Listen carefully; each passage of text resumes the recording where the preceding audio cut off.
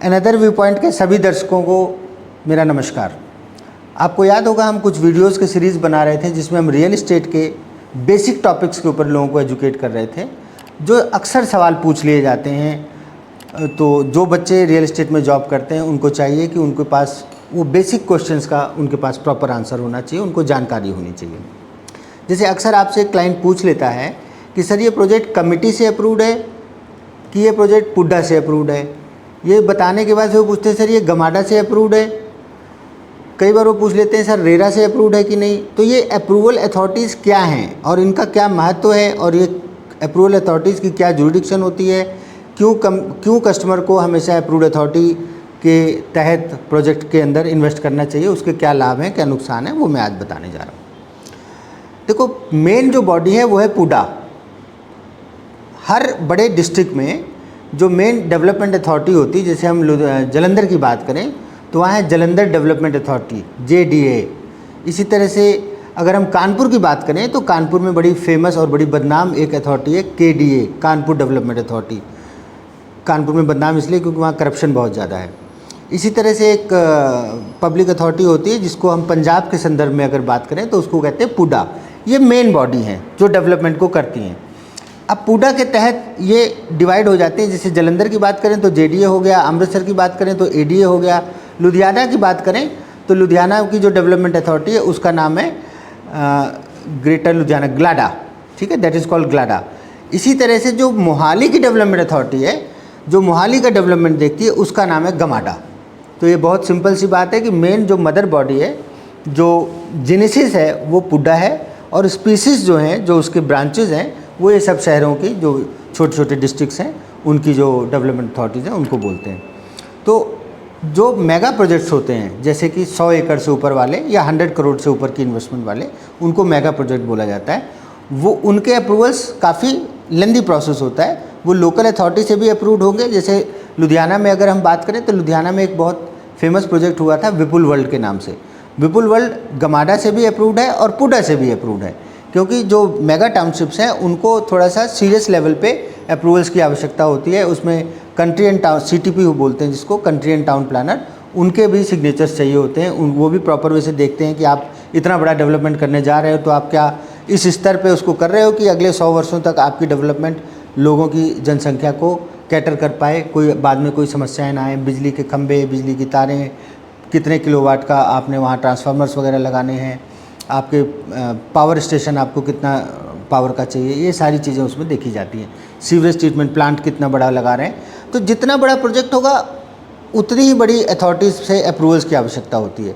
फिर एक बड़ा कन्फ्यूज़न आता है कि जैसे अभी आजकल इस समय खरड़ कुराली रोड पे बहुत तेज़ी है, बहुत अच्छा वहाँ पे माहौल चल रहा है, काफ़ी इम्प्रूवमेंट है रेट्स में भी। पिछले 1 साल के अंदर हमने देखा खरड़ लुधियाना रोड पे और खरड़ कुराली रोड पे काफ़ी ज़्यादा डेवलपमेंट हो रही है। खरड़ लुधियाना रोड पे गेटवे के नाम से एक टाउनशिप है। खरड़ कुराली रोड पे अगर हम जाएं तो मोतियाज गिल एस्टेट है, VRS की एक नई टाउनशिप है जो अप्रूवल्स के लिए अभी गई हुई है। Very soon they will be also launching main road के ऊपर। अब ये सब जो प्रोजेक्ट है ये कमेटी से अप्रूव्ड हैं। खरड़ एक म्यूनिसिपल कमेटी है, कुराली एक म्यूनिसिपल कमेटी है, डिस्ट्रिक्ट नहीं है। वहीं कुराली से हम थोड़ा आगे जाते हैं, रोपड़ आ जाता है, रोपड़ एक डिस्ट्रिक्ट है। तो ये जो कमेटी से अप्रूव प्रोजेक्ट होते हैं यहाँ पे थोड़ा सा लीनियंसी होती है कमेटी की। कमेटी से जो अप्रूवल्स ली जाती है नॉर्मली वो छोटे प्रोजेक्ट्स होते हैं 25 एकड़ से नीचे वाले, और वहाँ पे बहुत ज़्यादा नॉर्म्स को लेकर के बहुत स्ट्रिक्टनेस नहीं होती। वहाँ डेवलपमेंट बहुत जल्दी हो जाती है, रेट सब जगह बढ़ते हैं। अब यहाँ पे आपको जो समझने वाली बात है वो ये है कि जो कमेटी से अप्रूव्ड होगा वो भी पुड्डा से अप्रूव्ड होता है, पर वो गमाडा से अप्रूव्ड नहीं होगा। मतलब खरड़ का अगर कोई प्रोजेक्ट है खरड़ म्यूनिसिपल कमेटी का तो उसमें गमाडा का कोई रोल नहीं है।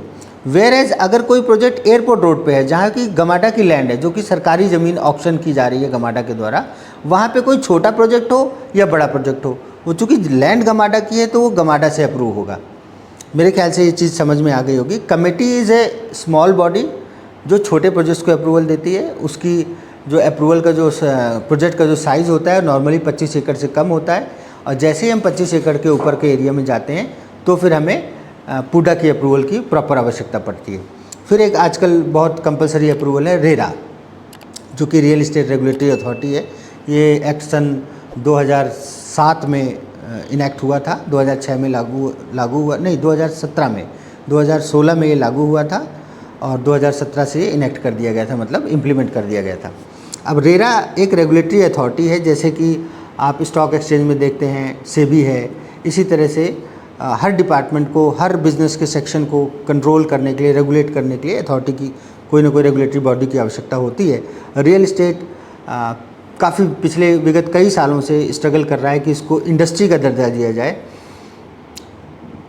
इंडस्ट्री का दर्जा मांगना बहुत अच्छी बात है, उस तरह के एटीट्यूड भी होने चाहिए जो रियल इस्टेट कंपनियों में हम नहीं देखते आज की डेट में, बट चलो वो एक अलग टॉपिक है, उस पर अलग वीडियो बनाएंगे। ये जो रेगुलेटरी अथॉरिटी हैं, इनके आने का ये फ़ायदा हुआ है कि प्रोजेक्ट्स के ऊपर गवर्नमेंट का कंट्रोल हो गया है। फॉर एग्जांपल, इसमें एक एस्क्रो अकाउंट खोलना पड़ता है रेरा के तहत। उस एस्क्रो अकाउंट में जो भी डेवलपर होगा, वो जितने भी उसको कलेक्शन आ रही है उसका वो 100% अमाउंट पहले उस अकाउंट में जमा करेगा, फिर वो उसमें से 70% अमाउंट अपनी डेवलपमेंट की रिपोर्ट दिखा करके उससे विड्रॉ कर लेता है, 30% वहाँ फिर भी जमा रहता है। तो इस तरह से कस्टमर को कम से कम एक सिक्योरिटी हो गई है कि वो जो पैसा दे रहे हैं बिल्डर को, उसमें से वो पैसा यूटिलाइज हो रहा है। इस चीज़ को रेगुलेटरी अथॉरिटी देख लेती है।